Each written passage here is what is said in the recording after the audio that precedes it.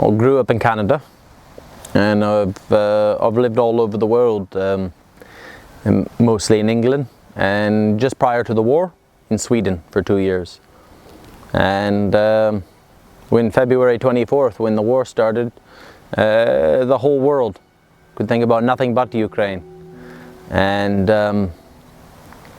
it was day 3 of the war that your president, Mr. Zelensky, he asked for help for international volunteers. And if I can say so, I thought that was very beautiful and very humble. And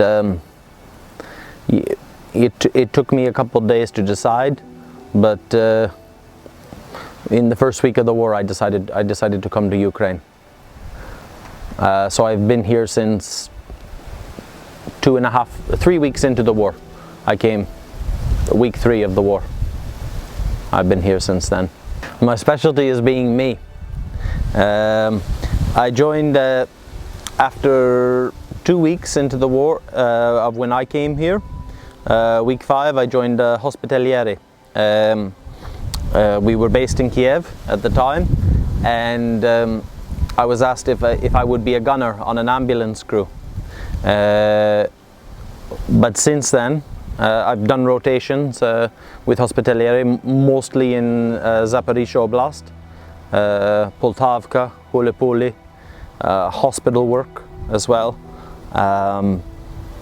But now I'm working mostly with volunteers who do evacuacji cywilnej and aid delivery in Donbass.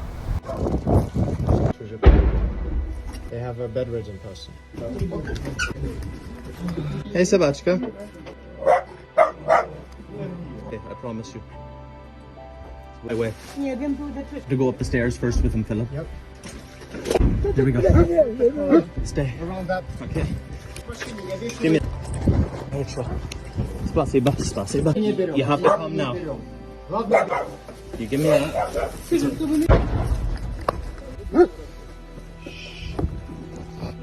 Time to go. All right, ready? Close the door. Добрый вечер.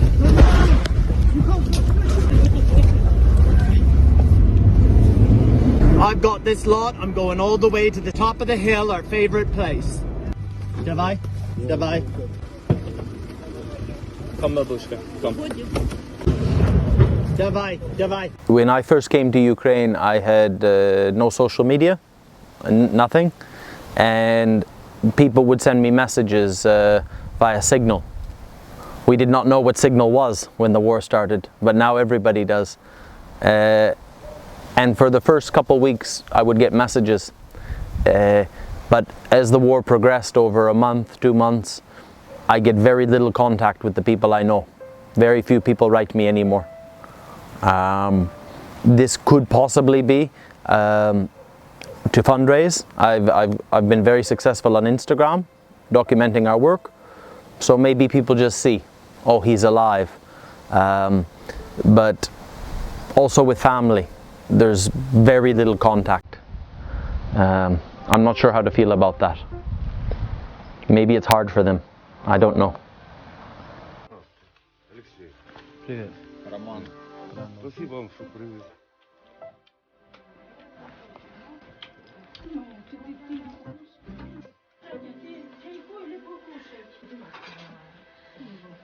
Меня уже не пустили даже на порог. Ну, бачила, проезжала.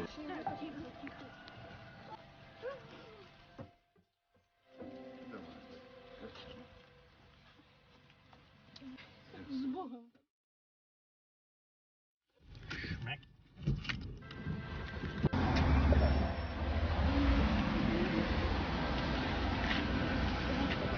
Beautiful. I've been shot at twice, but one time that I remember very clearly, it was a 12.5 millimeter, like the Soviet 50 caliber, and was that necessarily shooting at me? But I felt that, I could feel it go by, and that was enough to make me not go to the toilet, but I hit the ground.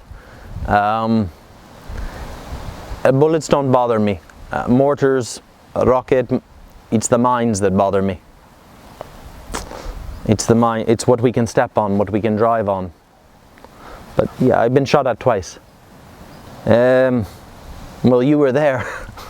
I was working with teams in Soledar for evacuacji cywilnej, and I must say how brave the Ukrainian teams are. I would not go do these things alone, but I won't let my friends go alone. We were working in East Soledar in Knaf, and we'd been there for some days, but it seems the longer we stay and the more that Ukraine is losing, I don't know why, but the further we would go to the Russian side. I was with my friend Philip and Victor one night, and we crossed over the bridge into the Russian side, and the first trip we removed 9 people, 4 children, and if I'm honest, I almost feel shamed about it. We drove around the anti-tank mines, like the S, and I had that family held against a wall, but I wouldn't drive alone through the minefield. I was scared. We got the family out, me and Victor. He had been on the road other times. It was my first, and we got the family to safety, but we came back to get more people.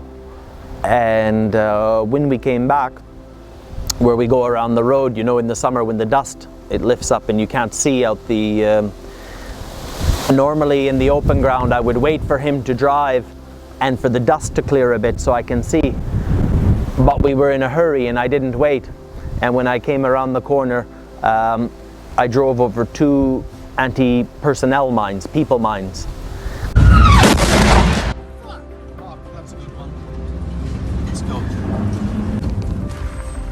Run you like a water!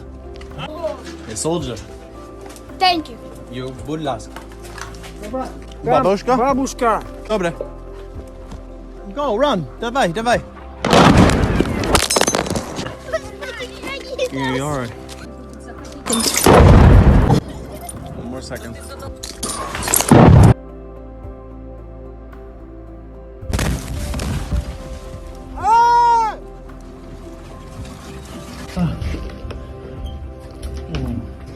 Kurva? Nie. Who am I? Canadian volunteer, hospitaliere. Why you drive is this? We have 15 civilians. We work all Soledar. Please. Давай, watch.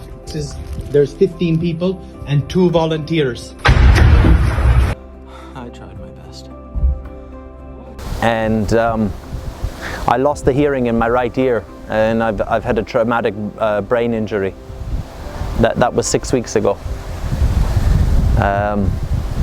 If I'm honest with you, I do have a bit of shame, because my first feeling when I got out of the vehicle and I knew I was happy that I didn't have to go over to the Russian side again.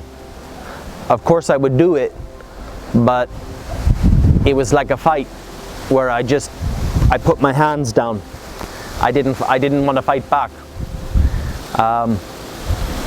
I spent 1 month in the hospital, but I'm okay, I'm back now.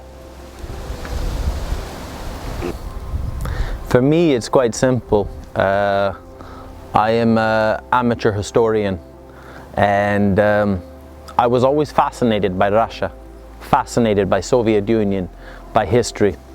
But what history shows for 500, 1,000 years, that Russia punishes its neighbors. Russia conquers its neighbors. I don't understand why this is in the biggest country in the world with the most resources in the world, but they never seem to be content with what they have. Ukraine fights for Ukraine, but it also fights for Europe. Prior to the war, I worked for a company from Estonia, and I've worked in Estonia, in Tallinn, Pärnu, Narva on the border, and these are small little countries. I believe if we don't stand up to Russia little by little, like you say, chut chut, they will take a little more, little more, little more. To me, I feel I am no political genius, but this seems obvious to me, and it's important to my heart. What America, what Britain does now, it is American money, but it's Ukrainian blood. And for America, for Britain, for Europe, that is very cheap. Money is cheap. It's Ukrainian blood that's expensive. Still waiting for babushka and dadushka. Prema, prava, leva. And fucking davai. Davai, davai, davai. Красавец. Эмиль. Emil, Brandon. Брэндон. Hold on. Have some cleave. I'm watching my carbs. Do I have any cleave?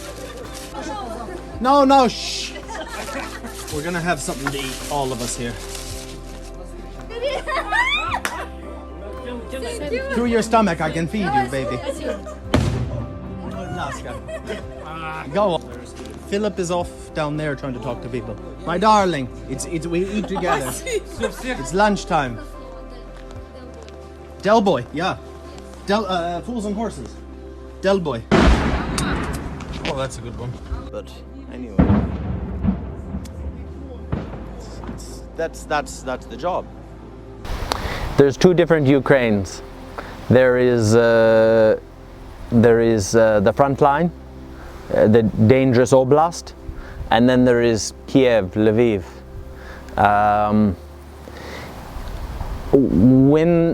When I am working, for example, in like punkt stabilizacji or evakuacji medicynska, when you're around the bombs, when you see it, when you smell it, when we have many 300s, 200s, I get a feeling that when people ask where I'm from, they hear me speak with my colleagues, Canada, and it's like a smile sometimes. It's like, it feels really good. Of course, it's nice to have the girls on Instagram and Tinder from Kiev say, "Oh, thank you so much for what you do for my country." This is very nice, but the real feeling I get in my heart is like when I drove through the minefield and the soldiers came into the gray zone to rescue me, and the one spoke English. "What the fuck are you doing here?" And but there was love. There was real love. So that's what I love. That's what I love the most. The closer you get to the shit, the better the people. I think they're happy. I think they're really happy when they see Americans, British, Canadians, French. I've seen this. I'm 100% happy. How